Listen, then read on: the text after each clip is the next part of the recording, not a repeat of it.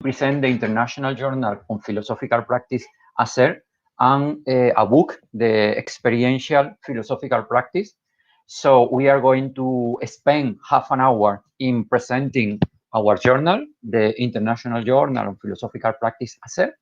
And after that, we are going to present this book. Okay, this is the Spanish book, the Spanish version, but there is an English version, but I don't have the paperback yet.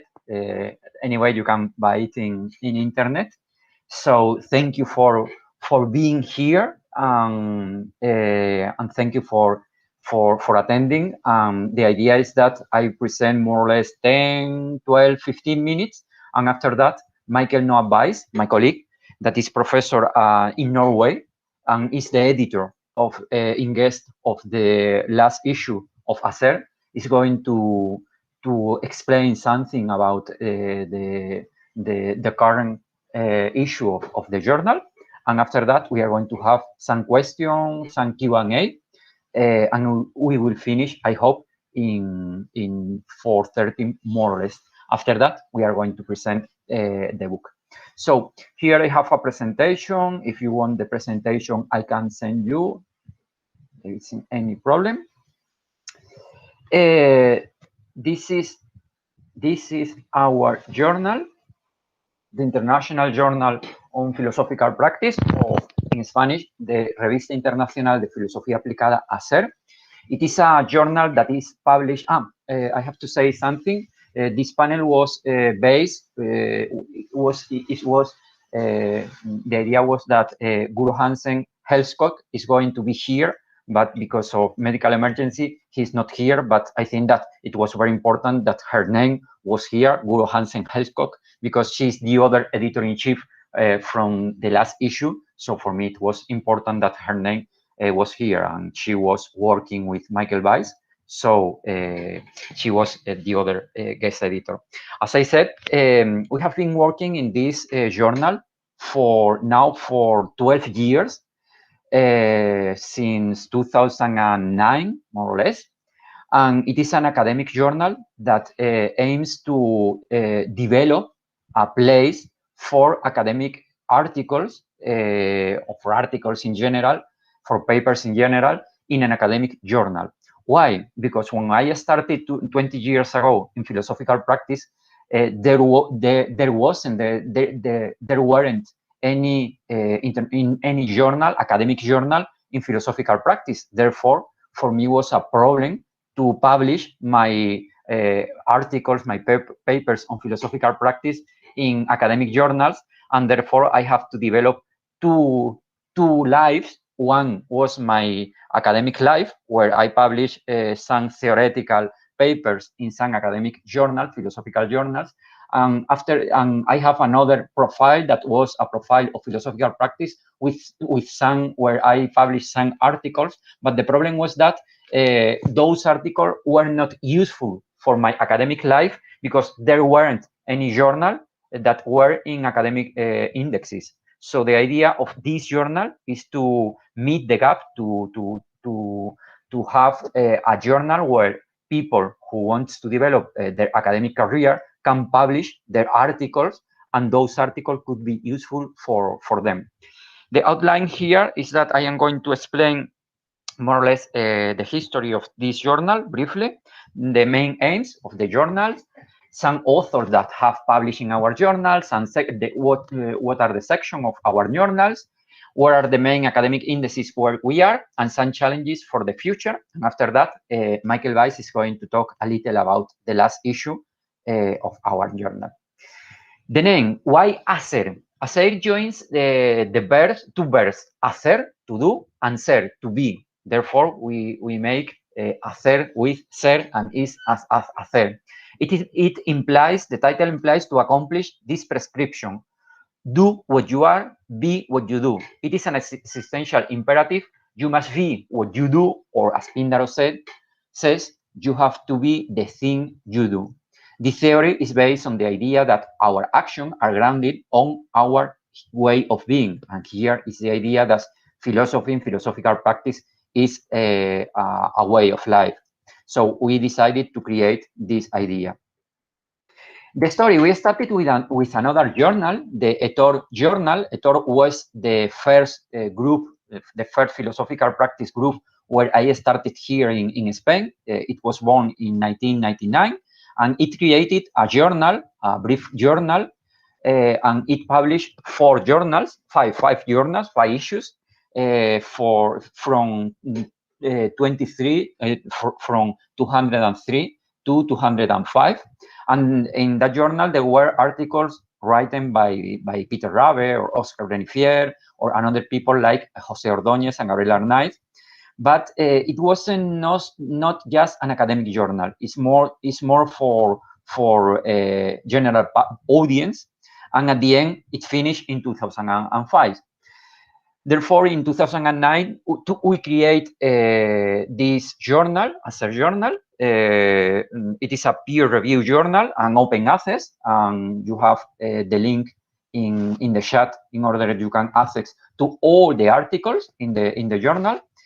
And there is an electronic issue. There is an electronic copy, but we have a hard copy, a paperback copy of this journal too.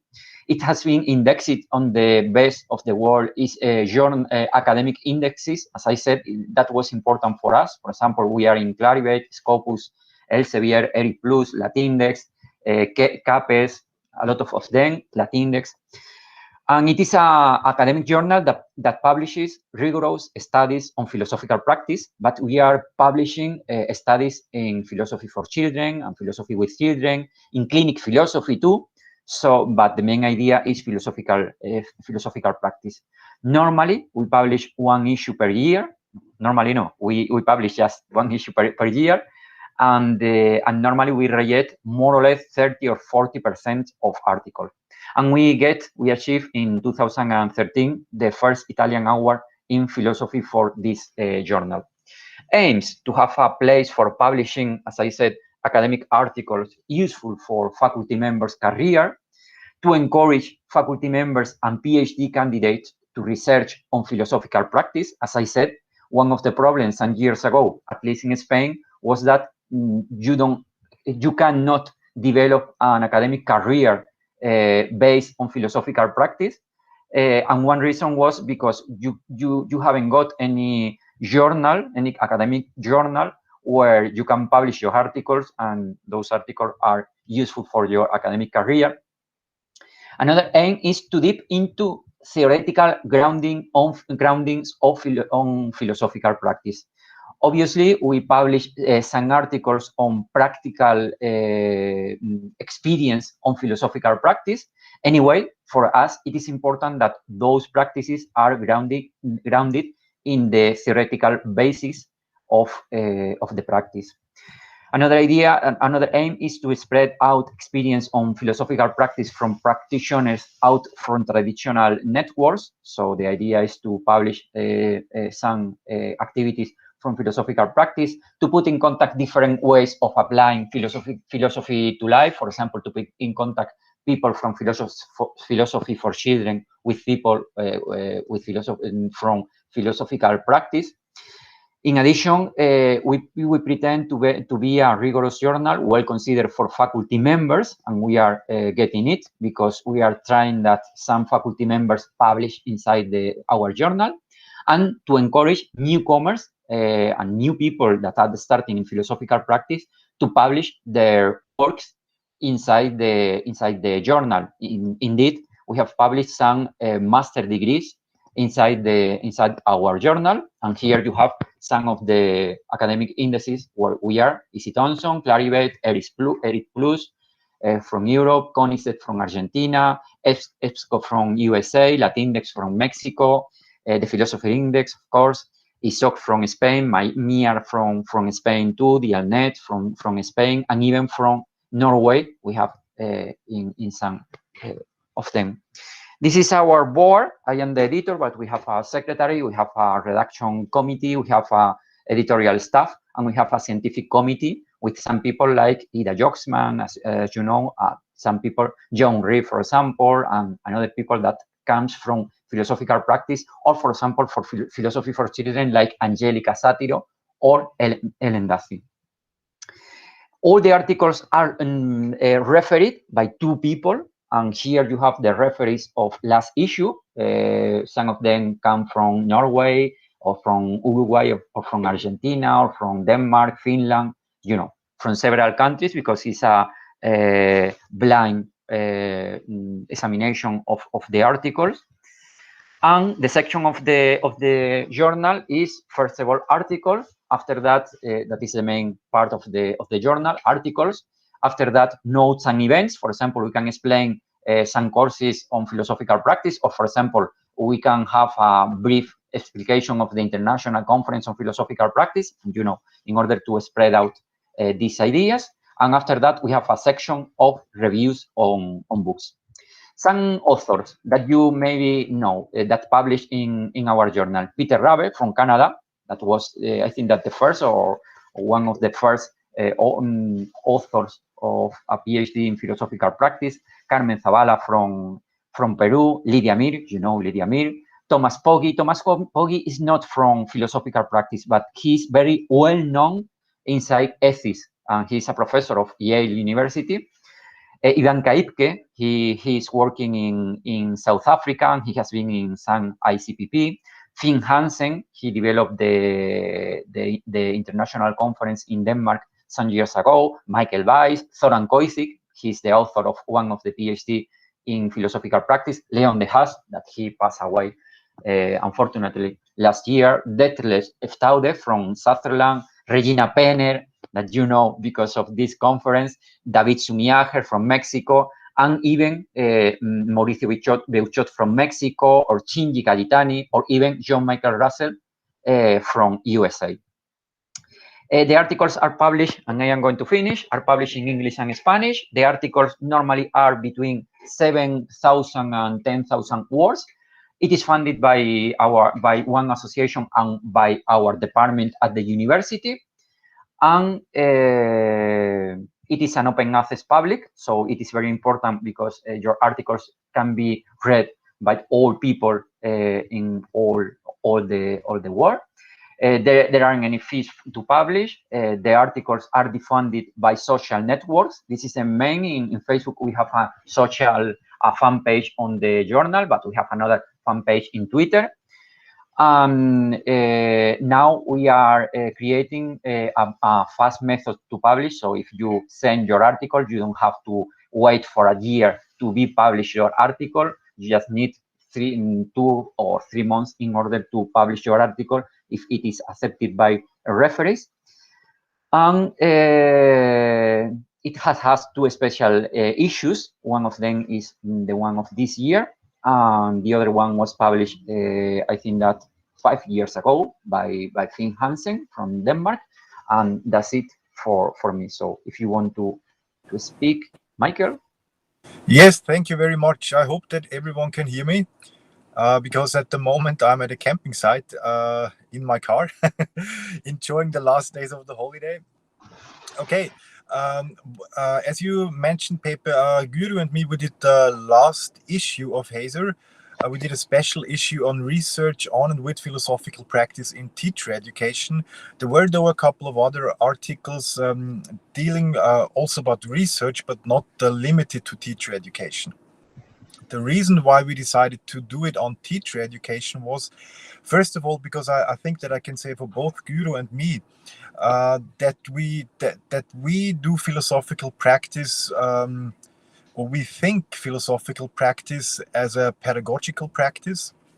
And for us, it comes quite natural to do research on philosophical practice in teacher education, in order not only to develop philosophical practice, but also to develop teacher education as such. And then we did a couple of projects. For example, here you can read the first article, Wisdom and the Art of Living in the 8th grade. And what I have to mention here is that in Norway, we got a new national curriculum last year where so-called life skills are a central topic.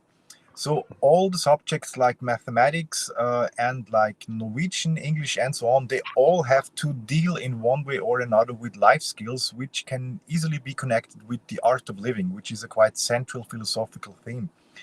And so we did research on that, how you can promote the art of living, or a better understanding of the art of living and life skills, by philosophical practice. And that worked pretty well. So in the first article, you can read about that project. In the second article, as you can see here, that was more or less a project that happened spontaneously, because we realized that many student teachers, they were not used to any kind of self-reflection. They were not used to any kind of dialogical teaching, and they were also not interested in that. And so we developed a project where we, in a kind of way, tried to see how can we support our students in developing dialogical skills, even though for me it's not about dialogical skills, it's more a dialogical attitude when they are teaching, or how can you develop a dialogical attitude as a teacher in general. So and why this is important is also part of that article. Guru then developed a project about philosophizing towards wisdom in a certain model, which she calls the tree of life. That is the third article. And then she did a project together with one of our colleagues, Glenn Egil, called Towards a New Pedagogy in Higher Education. And there they did a course with PhD students where they integrated certain philosophical practice into the teaching, and then they evaluated that project in terms of research. And the last one then is about reflective practice research with students, because this is also an approach that we frequently use with our students when they have to do research.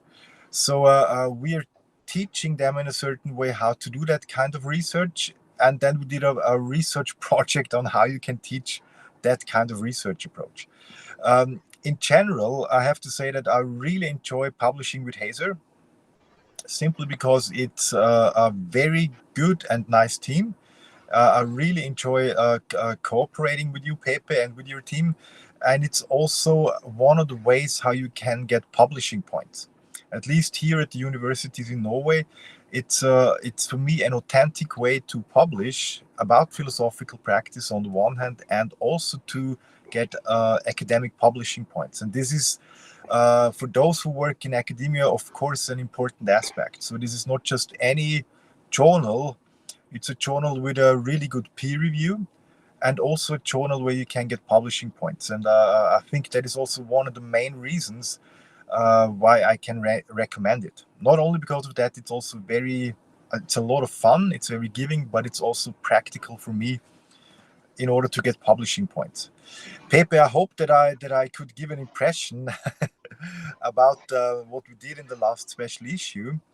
I don't know whether you have anything to add, or whether we're now open for questions from the audience.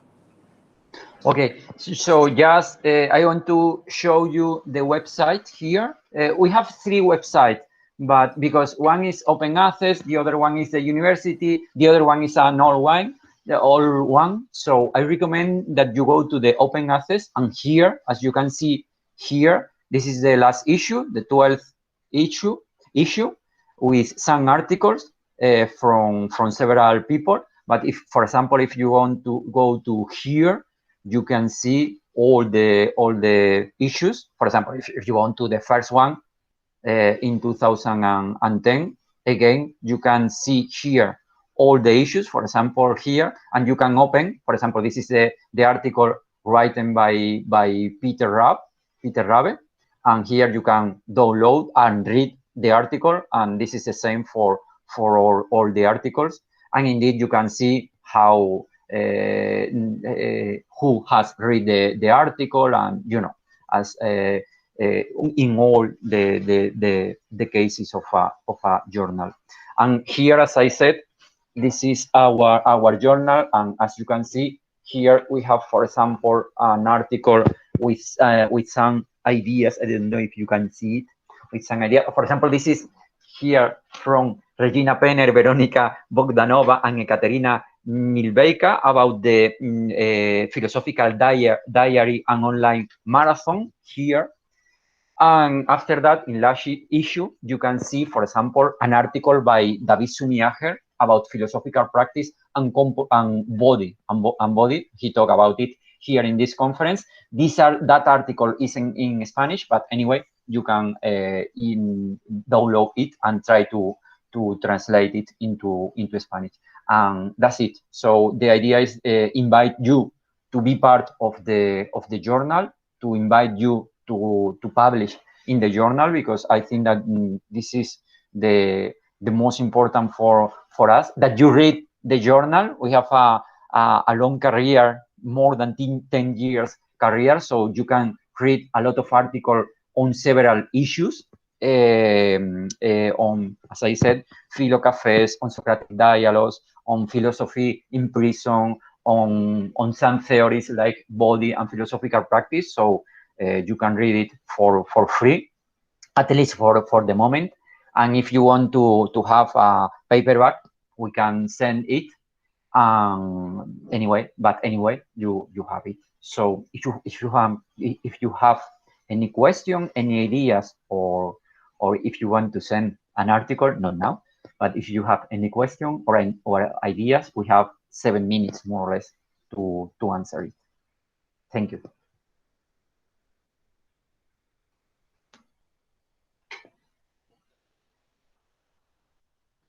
Andre? Hi. I just wanted to explicitly appreciate the work you have been doing. I think this is a wonderful resource, and I'm so glad that we have this possibility. So just really quick thank you for doing this.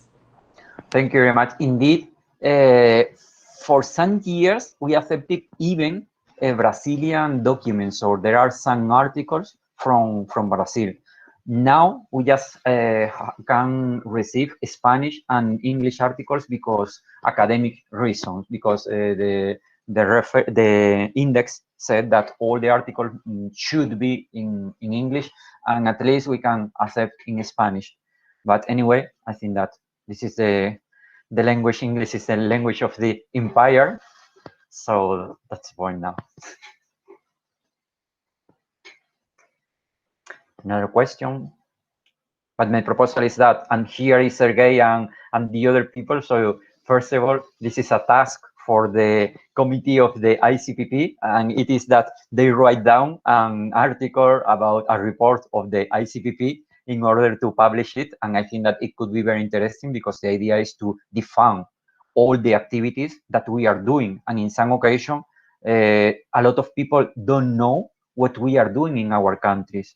So this is a reason because we create in order to define your activities, in order that you explain what you are doing. For example, PIA with Socratic dialogues, or Tulsa, and in some occasions, a lot of people don't know that what we are doing. Or for example, the first time I was in Mexico, I discovered that there were some people who were working with indigenous communities, and nobody knows it. Why? Because if you want to go to the International Conference on Philosophical Practice, you need money. Not now, because we have a electronic and online version, but normally you need money.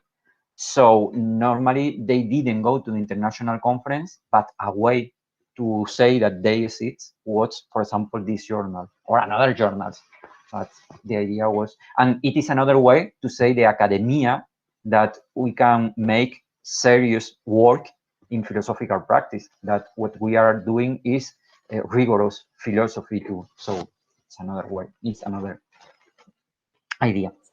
Sorry.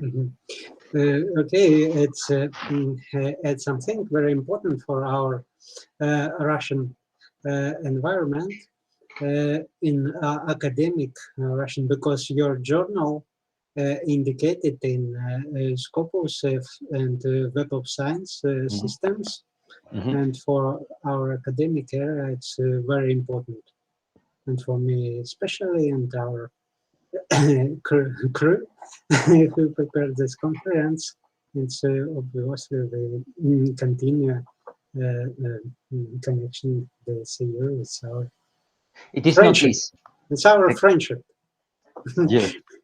It is not easy, but the first time I met Sergey in Mexico, we were waiting for Web of Science and Scopus, and after that, we discovered that we have been accepted. But I think that we need to include more and more journals on philosophical practice in those academic indexes. So in order to that our profession is recognized by the academy, because I think that we don't have to fight against academy, because we are doing philosophy in general. The problem is the academy against us in some occasion. But as you said, Sergey, to say the academy, okay, we have an international conference, we have journals inside Clarivate, inside Easy Thompson, Scopus. I think that it is very important for the academy. So this is not just a way to say that our journal is great. It is an invitation to, it is an invitation in order you include your journals or the like inside these indexes, because I think that it is important and to put in contact ourselves. So. More question, comments in 2 minutes. John Borwick. Yes, thanks, Jose. You mentioned in introducing Haser that you mentioned philosophy as a way of life. And I've noticed that there are several anthologies in English designed for course use on philosophy as a way of life. Michael Chase has one, for example. And in his piece in that anthology, he mentions philosophical practice as a phenomenon and as related to our traditional conflict or identity crisis with regard to psychotherapy. So that philosophy as a way of life is getting attention, credibility within the academic world.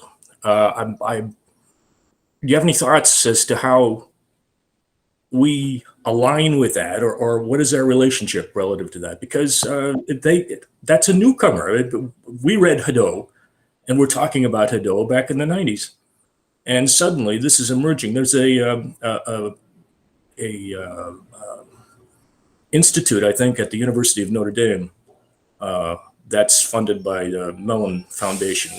They're organizing, collecting pedagogical materials on courses in philosophy as a way of life. So this is something I think we should be aware of and decide what to do with in some respect, I think. I think that philosophy is a way of life, but philosophy is epistemology too, or philosophy is a lot of things. It is not just a way of life. Anyway, for me, that philosophical practice is inside academia is important because in a lot of, mainly all of us come from academia. Mainly all of us have a career in the academia. So for me, it's very strange when some philosophical practitioners said, "Okay, I don't want to know nothing. I don't want to have any relationship with academia." It is like killing the father. And in some occasion, I think that we have to say, first, you come from the academia. Second, we don't have, this is the second point, we don't have to say the academia, please let me enter in the academia, because this is something like we are saying to the academia that they are the big ones, they make the big philosophy, and we, the child, are asking to enter in the academia. My point in last year is not that point, and this is part of the book that I am going to present after that. My point is that academia needs us. Why academia, university needs, or faculties of philosophy need philosophical practice? Because when faculties of philosophy made philosophy, they do philosophy for and by philosophers. What do I mean? They have trying to put away a lot of discourses and a lot of people. For example, women.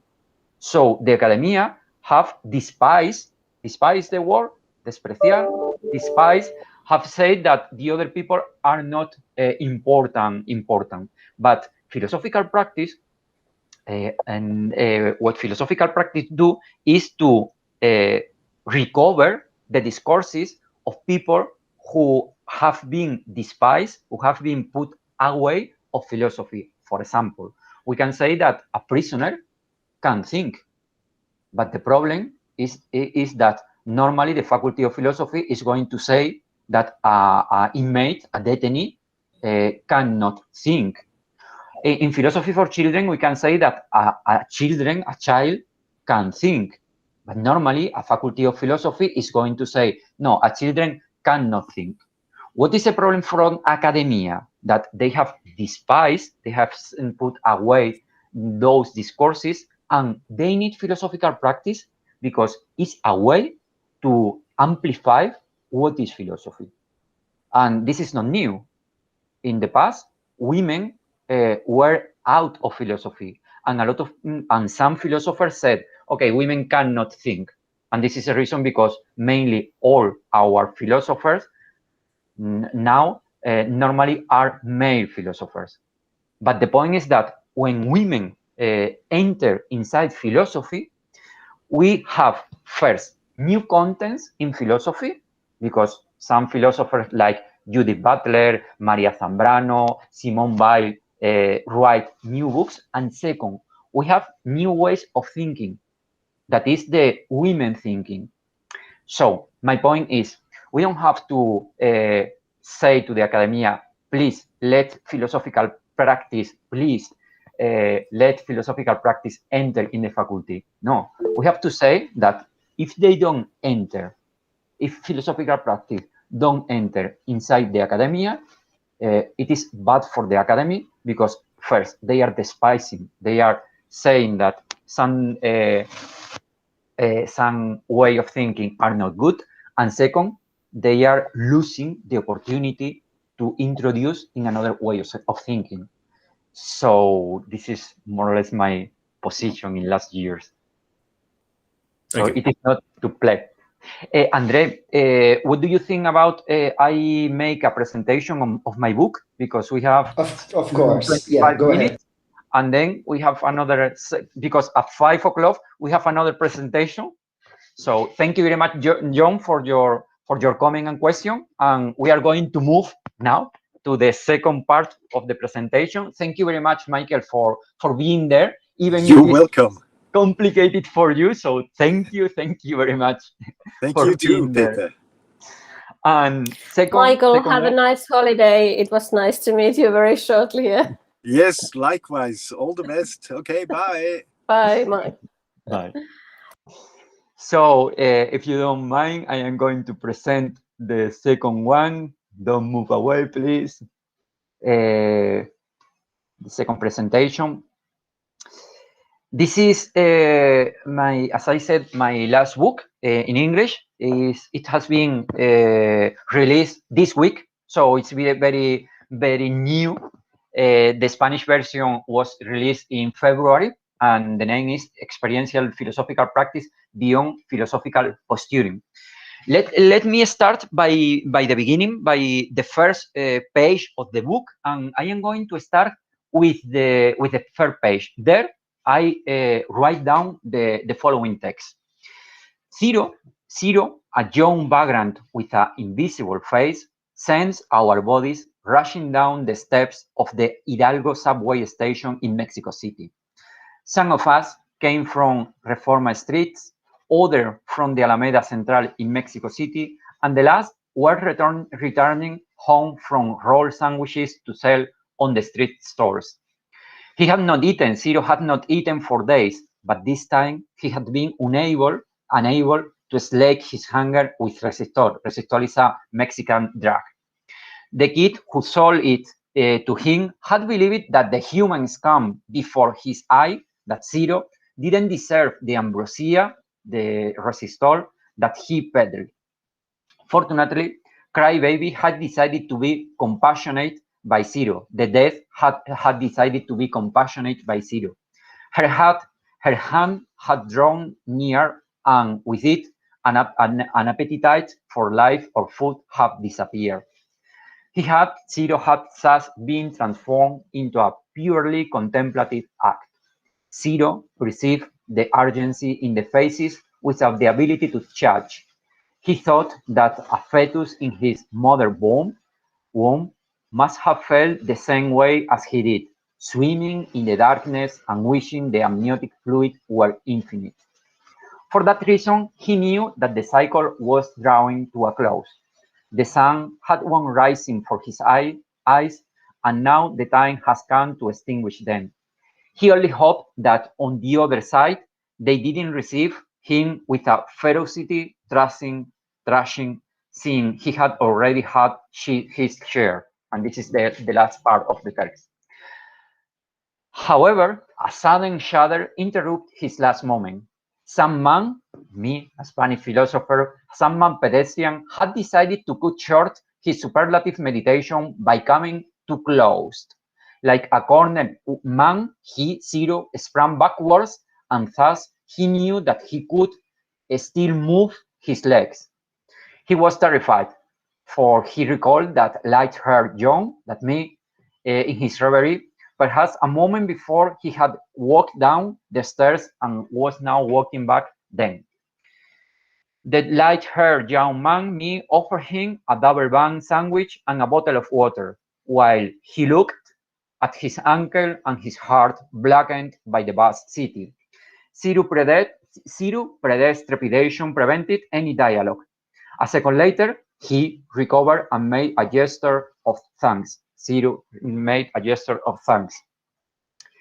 The Spanish philosopher asked him his name, what he could do for him, if he could think of something else that he could bring him. He didn't know how to reply. Without that food, he could have returned to the material bond sooner. However, his body and the light-haired young man has united to delay that step. Finally, the Spanish man woke up, wondering whether Honeth, one of the directors of the Frankfurt School, Honeth's philosophy of disrespect, or if Honeth himself would have stopped to offer a smile or welcoming gesture as the midday of the afflicted uncle. Sundays afterwards, the light-haired young man returned to Spain, thinking that perhaps he should lay down a gauntlet on social media that really brought about a change, or at least hindered the work of the Grim Reaper.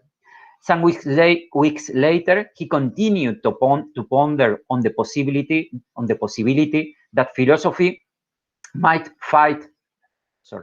That some weeks later, he continued to ponder on the possibility that philosophy might help the zeros to become ones, or at least zeros with a decimal point.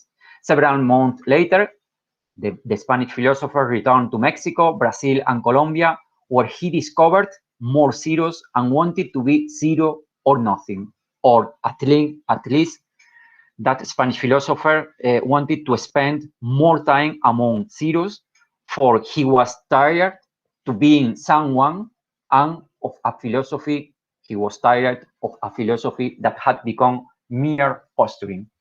This is the first page of this book. The idea of this book is to develop some points. First of all, is to develop the idea of a whole philosophical practice. In some occasions, we think that a philosophical practice is to develop critical thinking, and it is good, because to think is to develop, for example, skills like argue, conceptualize, problematize, and the like. But the point is that philosophical practice is not just to develop critical thinking. Philosophical practice is, wait a moment, for example, to perceive and feel the world by phenomenological skills, for example, or by a skill given by Mesoamerican philosophy like Tojolabal, Mapuches, Nahuals.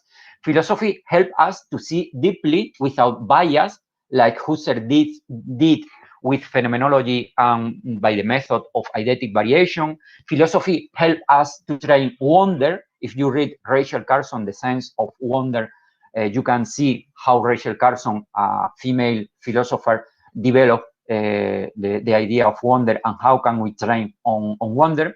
Philosophy is more than critical thinking because it is to try to understand by means of the body. You can read Merleau-Ponty and the phenomenology of perception, or philosophy is to understand according to cultural context, and you can read Levinas, or philosophy is to understand from text and not from interpretation of a person. Please read Ricard and Gadamer. Philosophy is to understand from cultural experience, read Dilthey.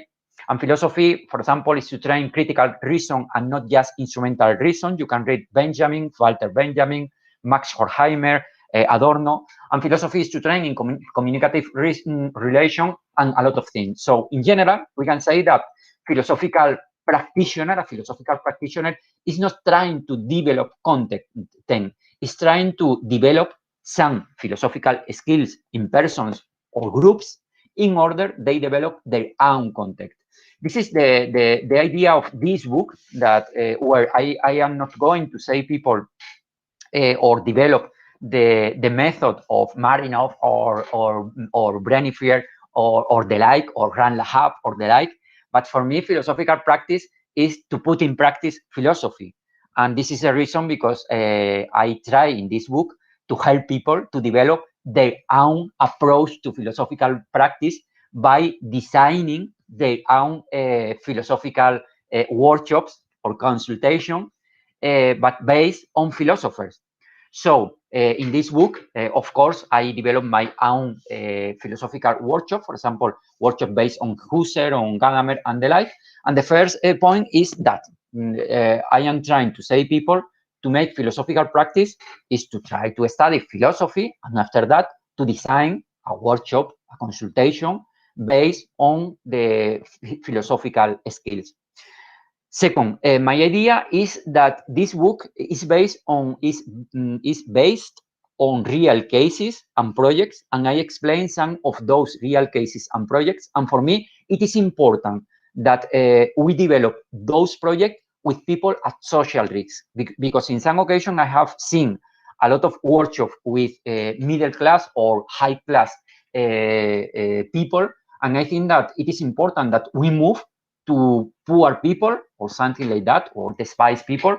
Why? Because they can teach us new ways of thinking, as I said to John some minutes ago. So what is the content? And I am going to finish in 5 minutes. The contents, first of all, you have a first section that is philosophical practice, and I explain the difference between the academic and the philosophical practice, the theoretical philosophies and the philosophical practice. I talk about the difference of the role of the professor against the role of a philosophical practitioner, the role of the counselee that is different from the role of a student, the different action we are making in a classroom and the action we are making in a philosophical workshop. After that, in this first section, I develop some philosophical practice workshop. For example, I talk about Matthew Lipman Philosophy for Children, but for example, I developed some Stoic workshops on philosophical practice. We are working in a project with that developed 22 workshops on philosophical practice. I talk about a process of workshops based on Maria Zambrano, that is a Spanish philosophical practitioner, and even I have developed, not in this book, but in another book, I have developed 90 workshops based on the thought of philosophy of Maria Zambrano. I developed another workshop, for example, based on hermeneutics, on Paul Ricoeur and Schleiermacher and other authors. And even I explain a workshop based on eidetic variation, that is an idea of Husserl. And even I have some workshop, I explain how to develop some workshop, some metaphysical workshops, and they are real workshops, and you can even see some pictures of my workshop. In addition, I talk about some location of philosophical practice. As you know, philosophy for philosophical counseling, philosophical practice for children and teenagers, philosophy in prison, philo cafes, philosophical practicing workshop, and even the didactics on philosophy. The second part, in the second part, I developed my own theory on philosophical practice, that is experiential philosophical practice. For me, as I said, critical thinking is very important, but as you said, the reason have its limits, and we have another ways to thinking, for example, by means of metaphor, by means of art, and for me, all of them are experience. I mean, when you have a important experience in your life, you are going to change your ideas, but in addition, you are going to change all your life. I mean, how you feel, how you react with life, all your being is going to change. So for me, philosophical counseling and philosophical practice, the idea is to make a transformation in the person, and we can make that transformation by means of, first of all, some exercise, experiential exercise. After that, by developing some experiential disposition, and I explain all this disposition. And after that, by creating some experiential scenarios, philosophical scenarios. And at the end, I develop, in order to make that transformation, you have to develop some metaphors that will be the framework of the workshop. For example, in prison, we are working with the metaphor of a gymnasium, and people is going to go to the workshops like if they were in a gymnasium, and indeed they have to wear some sport clothes. So it's part of the metaphor. At the end, there is an answer of some academic allegation against philosophical practice. I have an answer or to the academics, to the faculty members that say that philosophical practice normalize and do not promote criticism of the system. You know that some faculty members said that we are making self-help and we are making something like coaching. And I asked to them, and indeed I said that probably they are more, they are creating more normalization that we are, because we are trying to change the world, but in some occasion faculty members are not changing the world because they are just talking to philosophers, but they are not talking to the rest of the world. So in some occasion they are normalizing, in some sense, the life. So there are some very hard sentence against academy. So for the moment, I haven't got any problem in the academy because I am a faculty member too. But anyway, I think that we have to say it and to justify that. I talk about philosophical practice for people at risk of social exclusion and why we need it in our field. And at least in this last part, I try to say that we need philosophical practice in order to broaden philosophy. Why? Because we are going to giving voice to the disrespected people, and because we are trying to give voice to that people.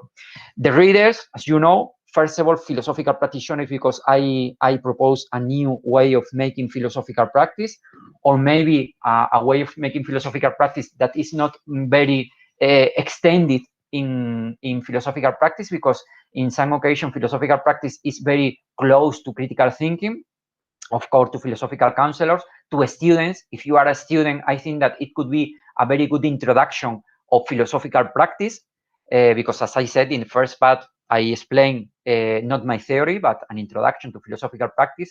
People who want to start in philosophical practice, maybe you are not a philosopher, but maybe you are a psychologist or the like, and it is interesting that you know what the philosophical practice, and of course, faculty members that wanted to broaden their own philosophy. Where to get it? Now you can get it in Amazon. I think that they are going to send it to several libraries in the world, but the easy way for all the people is to go to Amazon. You can buy the Kindle version. I tried that it wasn't expensive. The opposite, the Kindle version is for €4. In dollars is, I think that $4 or something like that. And if you want paperback, is €8. So it is not very expensive. That it was the idea, and you can have a look in the website. And if you are a Spanish, you can have the book It. I am going to translate this to Spanish, but if you want to have the book in Spanish, you can have the book here, and you can have it in your country, in Mexico, en Argentina, en USA. Decía que los españoles pues también podéis conseguir el libro en vuestros países, sobre todo en México se está directamente imprimiendo allí, o en Argentina, afortunadamente se está ya imprimiendo allí, en Colombia, en Uruguay, en fin, en Reino Unido se está directamente imprimiendo, con lo cual también es bastante fácil si queréis la versión española. So that's it. Thank you very much for being here, and now it's your turn. We have 7 minutes again. I am open to all your questions. Here you have a question. Taisia said, is it in English? Yes, the book is in English. The new version is in English, so you can read it in English.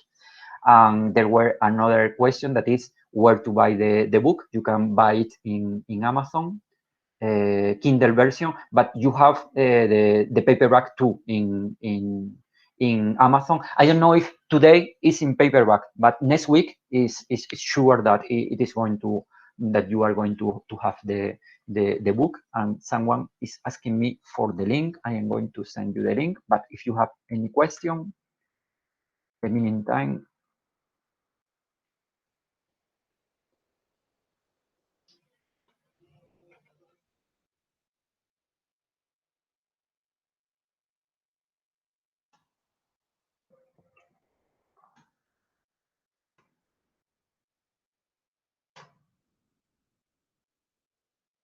here is the book. Wait a minute.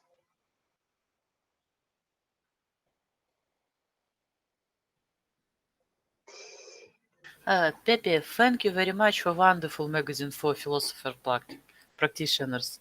It's Regina, Екатерина and Veronica from Челябинск. Большое спасибо вам. Thank you. I have put the link of the book in Amazon. So as Taisia said, here you can buy the book if you want.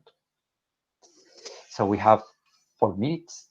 Any question, comments? Now, Andre, if you have your question, I stopped you before.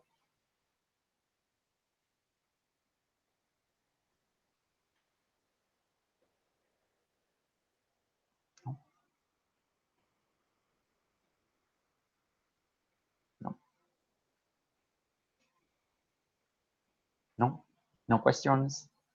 Okay, so thank you very much for being here. Here you have my email too. Okay, thank you very much for being here. If you have a question after this session, you can write me down, and if I can send you some information about our work in prison or with people at social risk or the like, I will be open to answer you, because I think that this is our work, and I think that it is important that we develop our work just with people at social risk, and I think that this is a new quest. So thank you, Mike. That's it. Thank you very much. Thank you. Thank you.